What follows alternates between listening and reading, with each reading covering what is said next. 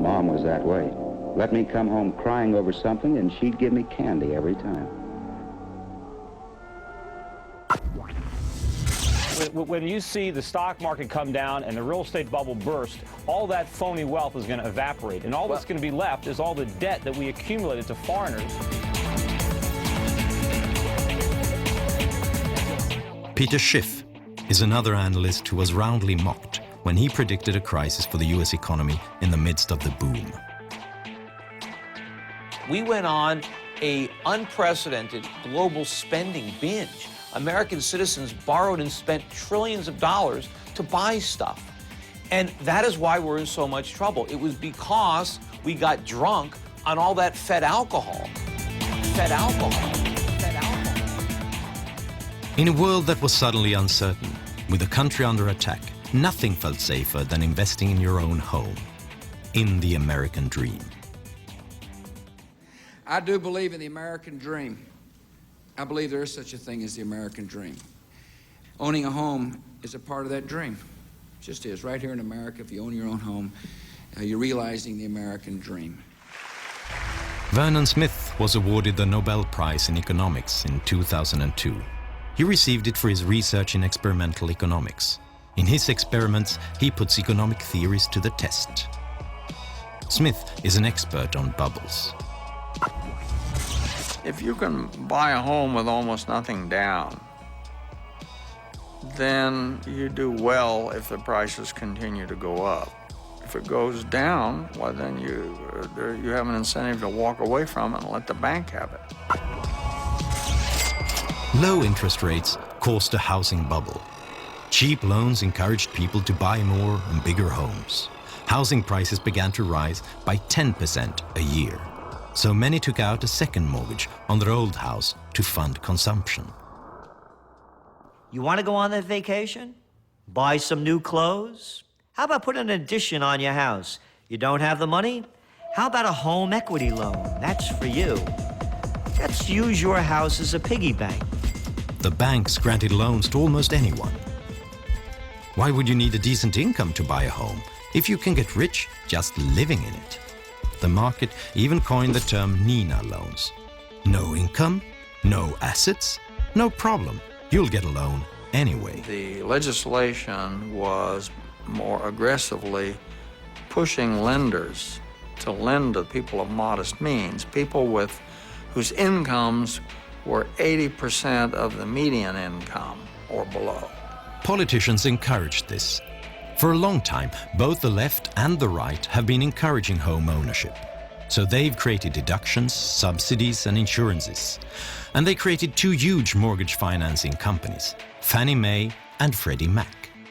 Their job was to use thousands of billions of dollars to insure loans for people who couldn't get them on the open market.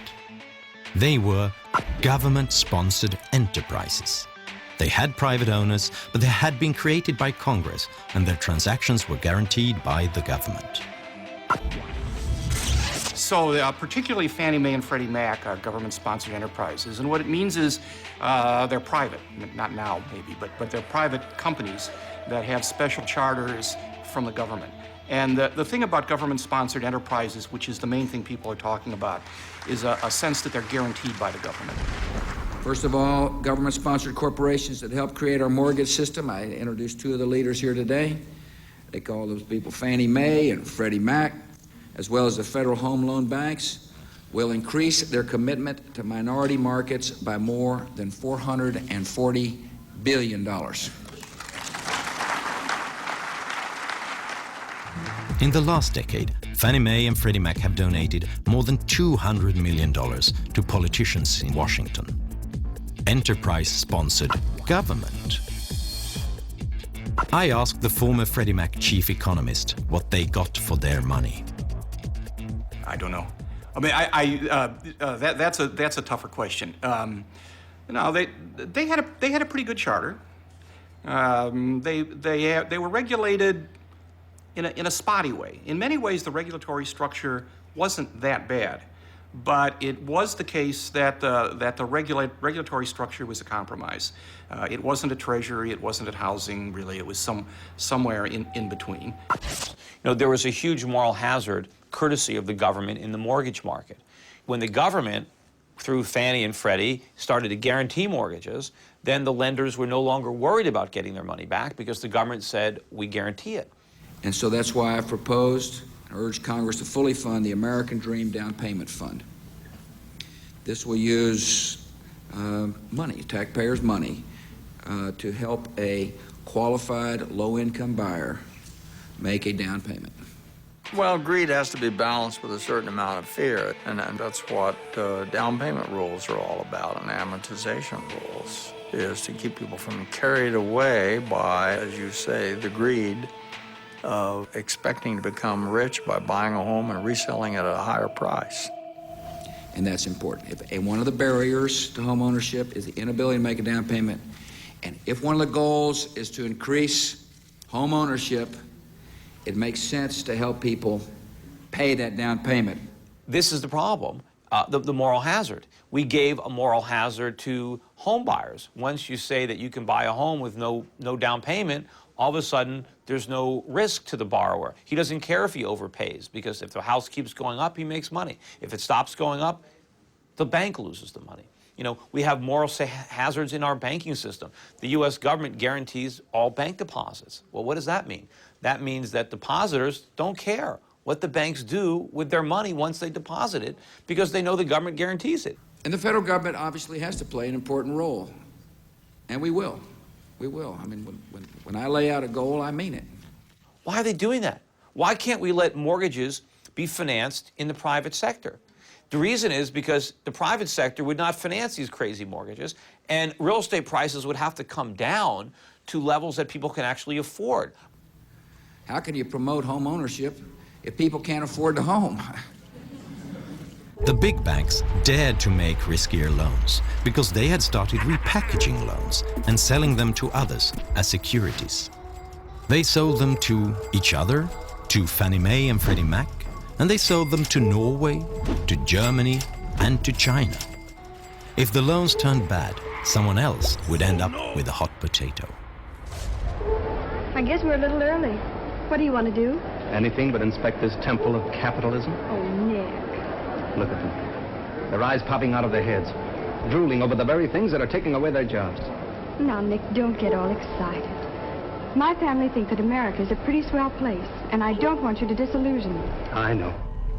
Everybody wanted to buy because the rating agencies that rate securities gave the mortgage-backed bonds their highest rating. They promised huge payoffs at near zero risk. The rating agencies thought that house prices would just keep rising. And then there was that minor detail that the rating agencies were being paid by the sellers of the securities. And I think the process was corrupted. First of all, the government licenses Moody's and Standard & Poor's. So there's only a few companies who are authorized to rate these bonds. So it wasn't really a free market. The government was in bed with Moody's and with Standard & Poor's. But also you had this perverse relationship between Wall Street and the rating agencies, where they were paying the rating agencies to rate the products that they were structuring. And so there was, this was an incestuous relationship where they knew if they put bad ratings on them, they wouldn't sell. And if they didn't sell, they wouldn't be making all this money constantly rating them. They were great days, but it was all based on a market on steroids. Loans were cheap enough to keep driving housing prices up. But when interest rates returned to normal levels in 2006, the spell was broken. But for one person, the future was still bright. Ben Bernanke, Alan Greenspan's successor as Federal Reserve Chairman. Tell me, what is the worst-case scenario if, in fact, we were to see prices come down substantially across the country? Well, I guess I don't buy your premise. It's a pretty unlikely possibility. We've never had a decline in house prices on a nationwide basis. People could no longer get new loans to pay off the old ones. Those who had been given a mortgage despite a very low income couldn't afford to stay. The prices started falling, making the mortgage-backed securities increasingly worthless. There's not much indication at this point that subprime mortgage issues have spread into the broader mortgage market, which still seems to be healthy. The rating agencies removed the high ratings from the securities. Investors who never looked beyond the ratings suddenly didn't know what they had bought. They didn't know how risky those loans were. Overall, the U.S. economy appears likely to expand at a moderate pace over the second half of 2007, with growth then strengthening a bit in 2008 to a rate close to the economy's underlying trend. The dominoes started falling. Investors stopped buying mortgage-backed securities and refused to lend to those who depended on them. Investment banks like Bear Stearns and Lehman Brothers suddenly couldn't get new loans to stay in business. Fannie Mae and Freddie Mac could no longer hide the disaster. The financial crisis started in a way that is eerily similar to today's situation. It started with an economic crisis in the US and a government that responded decisively. After 9/11 and the dot-com collapse, the US government decided to save the economy by inflating a new bubble. Today, the world is trying to get out of the financial crisis by inflating a new bubble. The difference is that this bubble is much bigger.